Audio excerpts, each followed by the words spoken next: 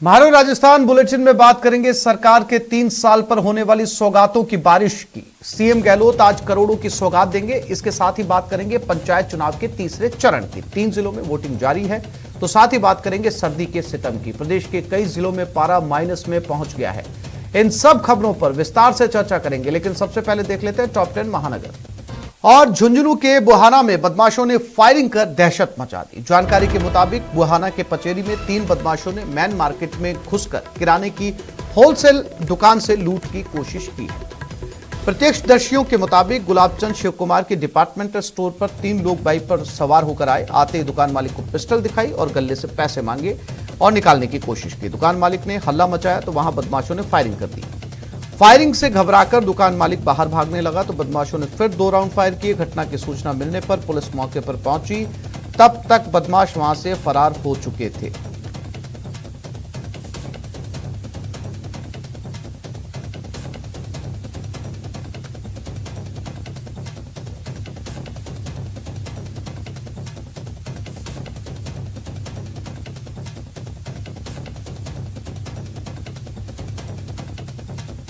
खरीदो, मैं रामूता बोल रहा हूँ। और ये खरीदे, बोलो बहन जी यहाँ मेरे पैर में मारी हो, गोली मारी और फायरिंग हुई। कितने फायर करे थे? 3 फायर करे। 3 फायर किए। दुकान में कौन कौन थे आप? मैं और पुष्कर, मेरा भाई।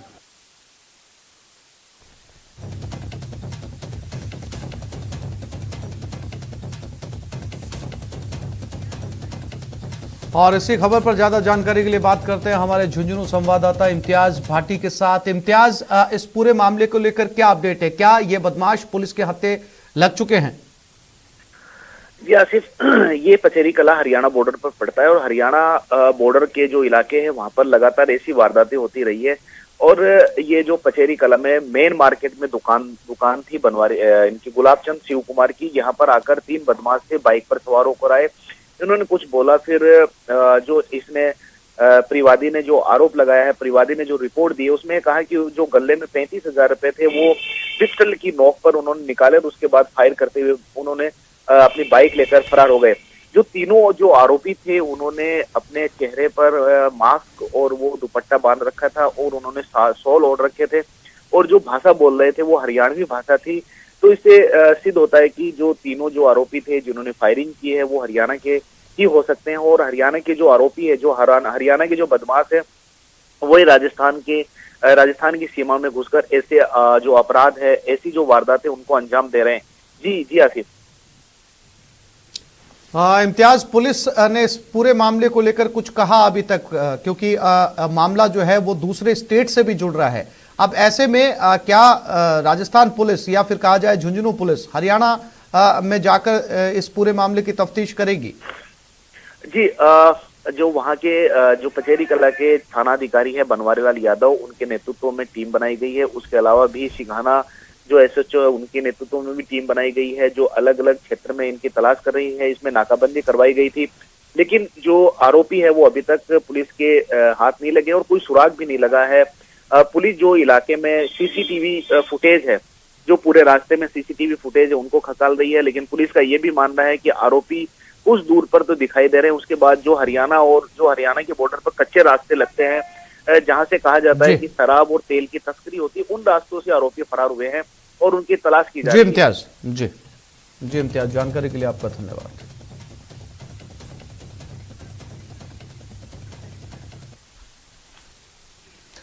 और दौसा फायरिंग मामले में अपडेट। दौसा में पुलिस पर बदमाशों ने फायरिंग की। बचाव में दौसा पुलिस ने भी फायरिंग की। मौके से पिस्टल, देसी कट्टे, इनके कारतूस मिले हैं। 4 बदमाशों में से 1 को पुलिस ने दबोच लिया है और 3 की तलाश जारी है।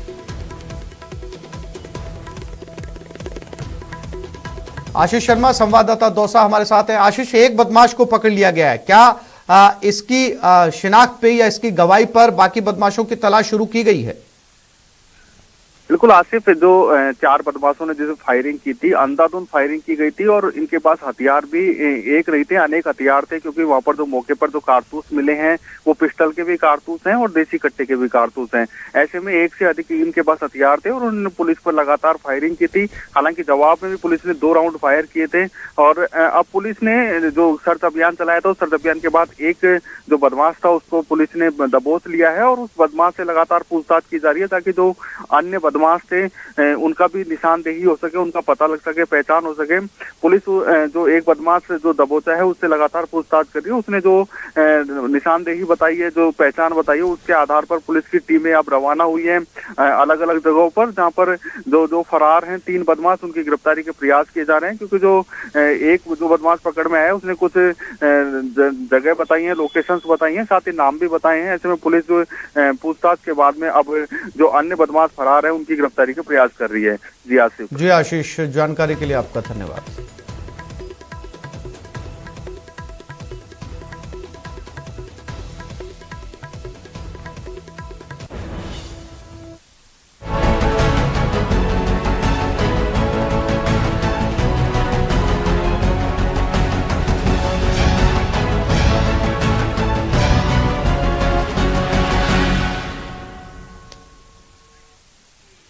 और प्रदेश के लिए आज तोहफों का दिन है। सरकार के 3 साल पर जयपुर में कार्यक्रम आयोजित किए जा रहे हैं। प्रदेश को 14,000 करोड़ रुपए के तोहफे मिलेंगे। विकास कार्यों का लोकार्पण होगा, शिलान्यास होगा।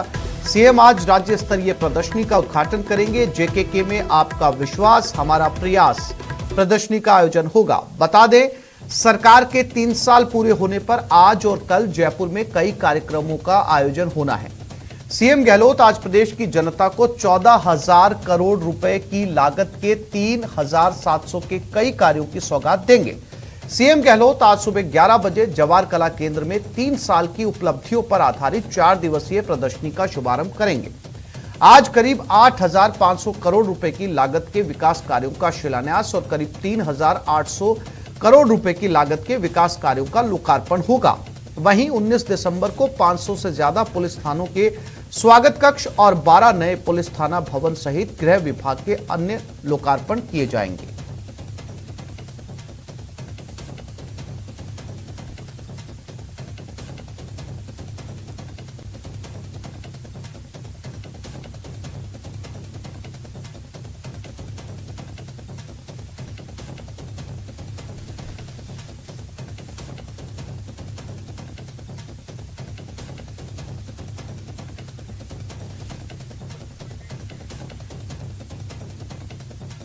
सरकार के 3 साल पूरे होने पर सीएम अशोक गहलोत ने शुक्रवार को सचिवालय में सभी विभागों की समीक्षा बैठक की। बैठक में 3 साल के कामों की समीक्षा के साथ सरकारी योजनाओं की प्रगति और उपलब्धियों पर भी चर्चा की गई। बैठक के दौरान मुख्यमंत्री ने अधिकारियों से कहा कि राज्य सरकार का मूल मंत्र प्रदेश के सुशासन रहा है और आने वाले समय में गुड गवर्नेंस के दायरे को हम और व्यापक बनाएंगे। सीएम ने कहा कि कोरोना महामारी, आर्थिक बाधाओं और अन्य प्राकृतिक आपदाओं सहित तमाम चुनौतियों के बावजूद राज्य सरकार ने एक से बढ़कर एक कल्याणकारी फैसले लिए और उन्हें पूरी प्रतिबद्धता के साथ लागू किया। सीएम ने दावा किया कि जन घोषणा पत्र के 70% वादे धरातल पर साकार हुए हैं।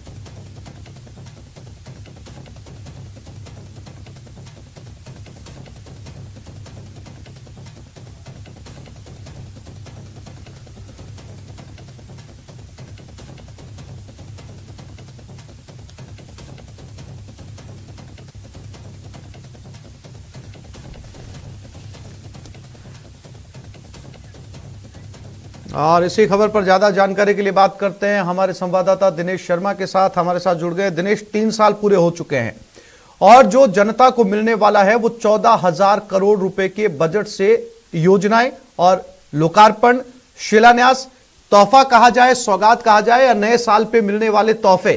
दिनेश।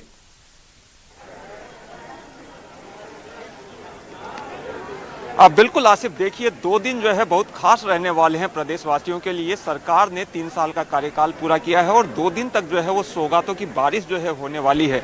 आज भी कई सौगातें मिलेगी। आज की अगर बात करें तकरीबन 13,000 करोड़ के विकास कार्यों की आज सौगात मिलेगी और मुख्यमंत्री अशोक गहलोत मुख्यमंत्री निवास से जो है वो शुभारंभ करेंगे। तकरीबन 2500 जो है विकास कार्य। अभी ये देखिए, ये जो नज़ारा आप देख रहे हैं, यहाँ पर जवाहर कला केंद्र से हम दिखा रहे हैं। जवाहर कला केंद्र में जो है सरकार के 3 साल जो पूरे हुए हैं उस पर जो है उपलब्धियों को लेकर प्रदर्शनी लगाई गई है और सीएम अशोक गहलोत कुछ ही देर में यहाँ पर पहुंचेंगे और इस प्रदर्शनी का शुभारंभ करेंगे। देखिए 4 दिन तक ये प्रदर्शनी चलेगी और इस प्रदर्शनी में तमाम वो विभाग, सरकारी विभाग जिनके काम 3 साल में जिन्होंने बेहतरीन काम किए हैं उनके कामकाज को जो है प्रदर्शित किया गया है और बड़ी संख्या में स्टूडेंट्स यहाँ पर पहुंचे हैं इस प्रदर्शनी का जायजा लेने के लिए। तो सीएम अशोक गहलोत जो है कुछ ही देर में जो है इसका शुभारंभ करेंगे और आपका विश्वास हमारा प्रयास ये थीम लेकर जो है गवर्नमेंट चल रही है। तो 3 साल में सरकार जो है विश्वास जीतने में कामयाब हो पाई, ये जो है बताने की कोशिश इस प्रदर्शनी के जरिए की जाएगी। इसके साथ ही सेवा ही कर्म, सेवा ही धर्म, ये जो है टैगलाइन लेके जो है विकास कार्य जो है वो उनका जो है वो शिलान्यास, लोकार्पण, उद्घाटन किया जाएगा। यहाँ से देखिए तस्वीरें हम दिखाते हैं 21 विभागों की, क्योंकि यहाँ पर प्रदर्शनी लगाई गई है जवाहर कला केंद्र में।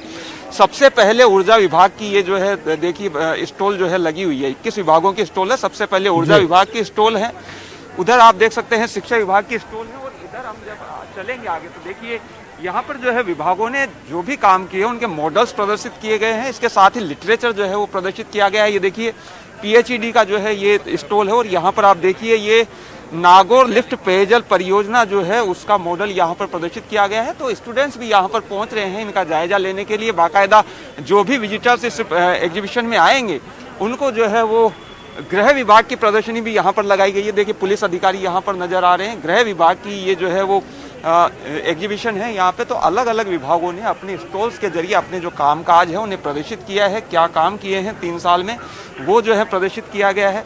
आप देख सकते हैं यहाँ पर जो पुलिस अधिकारी है वो यहाँ पर पहुंचे हुए हैं। राहुल प्रकाश जी हैं, उनसे हम बात कर लेते हैं। सर, गृह विभाग की स्टॉल है, किस तरह के कामकाज यहाँ पर प्रदर्शित किए गए हैं, क्या काम हुआ? इसमें जो पिछले 3 वर्षों में बहुत सारे ऐतिहासिक निर्णय हुए हैं उनको लेकर के वो बातें जनता तक पहुंचाई जा रही हैं। जैसे कि फ्री रजिस्ट्रेशन का जो काम शुरू हुआ, जो पुलिस अधीक्षक कार्यालय में FIR दर्ज करने का काम शुरू हुआ, सुरक्षा सखियां बनाई गई जिससे कि बालिकाओं को, महिलाओं को किसी भी प्रकार से पुलिस सहायता चाहिए और वो खुद जाने में झिझक रही हो तो उनको मदद करने वाला कोई एक सुरक्षा सखी के तौर पर उपलब्ध रहेगा। ग्राम रक्षक की शुरुआत हुई है, ग्राम रक्षक नियुक्त किए गए हैं सारे ग्राम क्षेत्रों में और इससे ग्राम के लोगों को पुलिस तक पहुंचना और पुलिस तक गांव की जानकारी पहुंचना दोनों ही काफ़ी हद तक सुगम हो गया है। इसके अलावा जो टेक्नोलॉजिकल इक्विपमेंट्स नए ट्रैफिक पुलिस ने इस्तेमाल करने शुरू किए हैं उसका भी यहाँ पर प्रदर्शन कर रहे हैं हम लोग, दिखा रहे हैं लोगों को। तो सारी चीज़ें जो कि एक पुलिस को आगे लेकर के जाने के लिए, आमजन में विश्वास पैदा करने के लिए और अपराधियों में डर पैदा करने का जो मोटो है पुलिस का, वहां तक पहुंचने के लिए क्या कुछ कर रही राजस्थान पुलिस और गृह विभाग, उसको यहाँ पे प्रदर्शित किया गया। बिल्कुल, तो देखिए यहाँ पर राहुल प्रकाश जी वरिष्ठ पुलिस अधिकारी हैं, उन्होंने बताया कि पुलिस क्या कर रही है, 3 सालों में क्या किया, क्या कुछ नवाचार अपनाए जा रहे हैं वो उन्होंने बताई। ये इधर देखिए खाद्य एवं नागरिक आपूर्ति विभाग, आयोजना और सांख्यिकी विभाग, उसकी प्रदर्शनी यहाँ पर लगाई गई है, अलग है। तो इस तरीके से कुल 21 विभागों की स्टॉल्स यहाँ पर लगाई गई है। इधर देखिए सामाजिक न्याय एवं अधिकारिता विभाग की स्टॉल है। दिनेश, बिल्कुल साफ तौर पर ये स्टॉल ये बताने की कोशिश है आम जनता को कि पिछले 3 साल में जो भी काम सरकार ने किए हैं वो पूरी पारदर्शिता के साथ जनता के सामने रख दिए गए हैं और इससे जनता को भी समझने में आसानी होगी, संवाद की डिलीवरी आसानी होगी कि पिछले 3 साल में क्या क्या किया गया है और यहां आकर इस स्टॉल पर देखा जा सकता है और उसी स्टॉल से जुड़े हुए अधिकारी, कर्मचारी वहां पर मौजूद हैं, सवाल भी पूछे जा सकते हैं। दिनेश,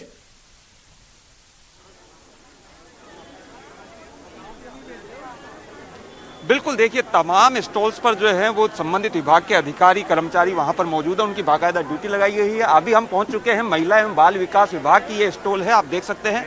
महिला और बाल विकास विभाग एक बड़ी योजना शुरू करने जा रहा है, उड़ान योजना। उड़ान योजना के तहत जो भी महिलाएं हैं और जो बालिकाएं हैं उनको सैनिटरी नैपकिन जो है, देखिए यहाँ पर जानकारी दी जा रही है। जो भी विजिटर्स यहाँ पर आए हैं उन्हें जानकारी दी जा रही है, अधिकारी कर्मचारियों की ड्यूटी यहाँ पर लगाई गई है और उनसे हम बात करने की भी कोशिश करेंगे। आप बताइए महिला बाल विकास विभाग में क्या खास रहा, क्या कुछ यहाँ पर प्रदर्शित किया गया? नमस्कार, मैं सुमन यादव, महिला पर्यवेक्षक। यहाँ पर हमने आज समेकित बाल विकास सेवाओं की जो 6 सेवाएं हैं उन सेवाओं को लाभान्वितों तक कैसे पहुँचाया जाता है और उसके अंतर्गत क्या दिया जाता है, ये हमने आज इस में प्रदर्शित किया है। हमारी पहली जो सेवा है वो है पूरक पोषाहार। पूरक पोषाहार जो अभी हम राशन दे रहे हैं, गेहूं, चावल, चना दाल और उससे बनने वाली जो पौष्टिक रेसिपीज हैं उनको हमने यहाँ प्रदर्शित किया है। और साथ ही दूसरी जो हमारी महत्वपूर्ण सेवा है शालापुट शिक्षा, उसमें हमने 3 से 6 साल के बच्चों के लिए आयु अनुसार किताबें और असेसमेंट कार्ड, साथ में कोविड महामारी के दौरान बच्चों की सीखने की निरंतरता बनी रहे उसके लिए हमने ईसी डिजिटल सामग्री का भी विकास किया है। विभाग ने अपना यूट्यूब चैनल विकसित किया है ताकि अधिक से अधिक हमारी ईसी सामग्री अभिभावकों तक पहुंचे। देखिए आसिफ, विजिटर्स भी यहाँ पर बड़ी संख्या में पहुंचे हुए हैं, खासतौर से स्टूडेंट्स यहाँ पर पहुंचे हुए हैं। आप देख सकते हैं कुछ स्टूडेंट्स से हम बात करने की कोशिश करेंगे। आपने विजिट किया होगा पूरी उसका, क्या कुछ आपने देखा, कुछ मिला अपने काम में? अभी पूरी उसका विजिट किया ही नहीं है, अभी आए हैं। आप बताइए क्या क्या देखा, देख चुके अब तक, कहाँ जा चुके हैं? अभी जस्ट यहीं पे आई हूँ मैं तो। बिल्कुल, देखिए ये स्टूडेंट्स हैं, अभी आए हैं क्योंकि 11 बजे जो है शुभारंभ होना है और हम आगे चलेंगे। देखिए बहुत बड़े एरिया में ये जो है एग्जीबिशन लगाई गई है और सरकार के 3 साल पर खास ये एग्जीबिशन है। देखिए पर्यटन विभाग की जो है वो इधर देखिए, आप देखिए किस तरीके से यहाँ पर जो वाद्य यंत्र बजाकर जो है वो स्वागत किया जा रहा है जो भी विजिटर्स आ रहे हैं। और पर्यटन विभाग की भी देखिए खास जो है भूमिका रही है और अब यहाँ पर जो विजिटर्स आ रहे हैं उनका स्वागत जो है कुछ इस अंदाज में किया जा रहा है। तो सभी विभाग बिल्कुल दिनेश, मैं फिर से लौटूंगा आपके पास में। सरकार के 3 साल पूरे होने पर मंत्री भंवर सिंह भाटी ने क्या कुछ कहा, आपको सुनाते हैं।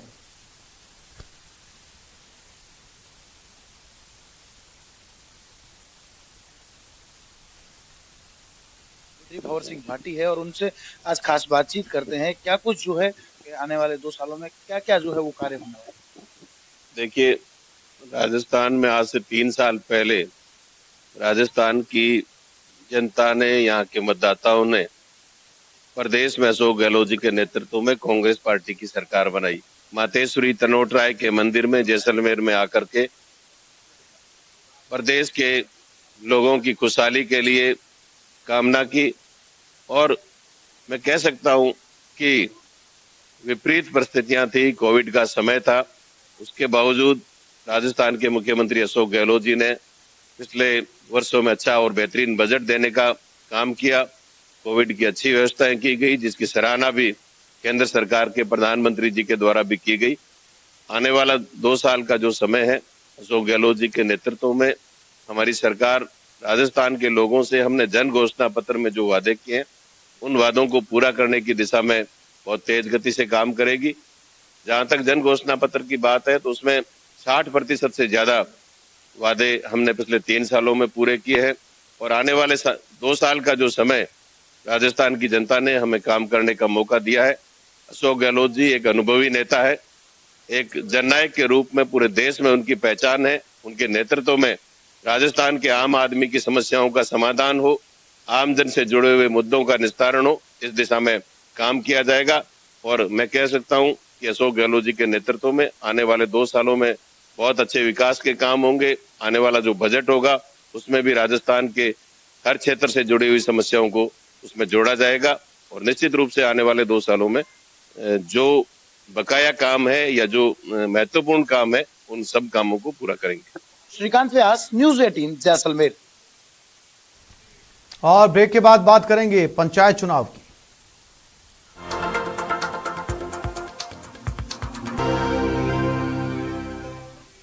और गांव की सरकार का रण, पंचायती राज चुनाव का तीसरा चरण चल रहा है। प्रदेश के 3 जिलों में वोटिंग जारी है, 12 गंगानगर और करौली में। वोटिंग सेंटर्स पर सुरक्षा के पुख्ता इंतजाम किए गए हैं। वोटिंग सेंटर्स पर जो संवेदनशील है वहां पर साफ तौर पर सुरक्षा के अतिरिक्त इंतजाम देखे जा सकते हैं। पंचायती राज चुनाव का तीसरा चरण।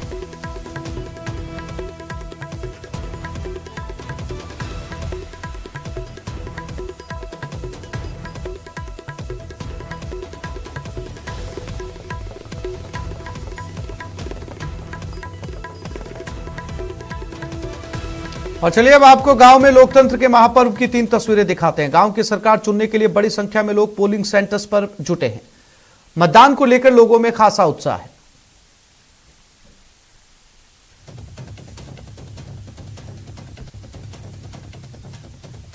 और ये गंगानगर, करौली और बारां की 3 अलग अलग तस्वीरें। हालांकि ठंड बढ़ती जा रही है, लेकिन बावजूद उसके वोटर्स पहुंच रहे हैं अपना अपना समय निकालकर वोट देने के लिए, गांव की सरकार चुनने के लिए। तीसरा चरण, आखिरी लड़ाई। 12 जिले में भी पंचायती चुनाव के तीसरे चरण के तहत मतदान प्रक्रिया जारी है। यहां 2 पंचायत समितियों में चुनाव हो रहे हैं। किशनगंज पंचायत समिति के 17 सदस्यों और शाहबाद पंचायत समिति के 15 सदस्यों के लिए वोट डाले जा रहे हैं। वहीं जिला परिषद की कुल 7 सीटों के लिए वोटिंग जारी है। मतदान केंद्रों पर सुरक्षा के इंतजाम किए गए हैं, साथ ही कोरोना प्रोटोकॉल का भी पालन करवाया जा रहा है।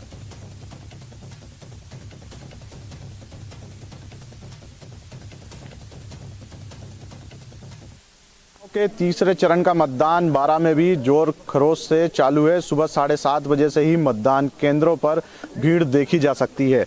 ये शाहबाद क्षेत्र के ऊनी ग्राम पंचायत का एक केंद्र है, जहां पर आप देख सकते हैं मतदाताओं की भीड़ लगी हुई है। लंबी लंबी कतारें जो है यहां पर सुबह से ही मतदाताओं की आप देख सकते हैं। यहां पर सोशल डिस्टेंसिंग भले ही देखने को न मिल रही हो, लेकिन सभी के चेहरों पर मास्क लगा हुआ है, जो एक कोरोना प्रोटोकॉल के तहत यहाँ पर मास्क वितरित किए जा रहे हैं। आपको बताना चाहेंगे कि 12 जिले के तीसरे चरण में किशनगंज और शाहबाद पंचायत समितियों के कुल 32 पंचायत समिति सदस्य और 7 जिला परिषद सदस्यों के लिए निर्वाचन हो रहा है और 322 मतदान केंद्रों पर सुबह से ही मतदान शुरू है। विपिन तिवारी, न्यूज़ 18 राजस्थान, 12। 12 के बाद अब आपको गंगानगर की भी तस्वीरें दिखाते हैं, जहां बड़ी संख्या में लोग मतदान के लिए जुट रहे हैं।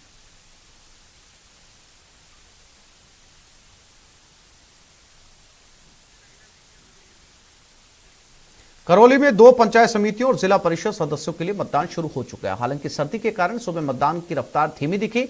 बता दें, जिले की टोडा भीम और नादौती पंचायत समितियों और जिला परिषद सदस्यों के लिए मतदान हो रहा है।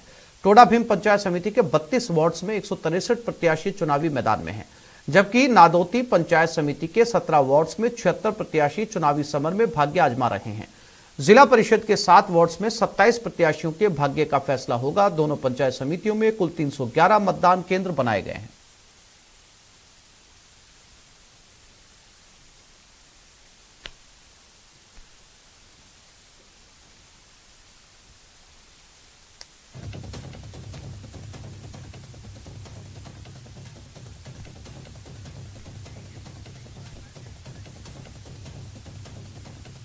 और ब्रेक के बाद बात करेंगे सर्दी के टॉर्चर की।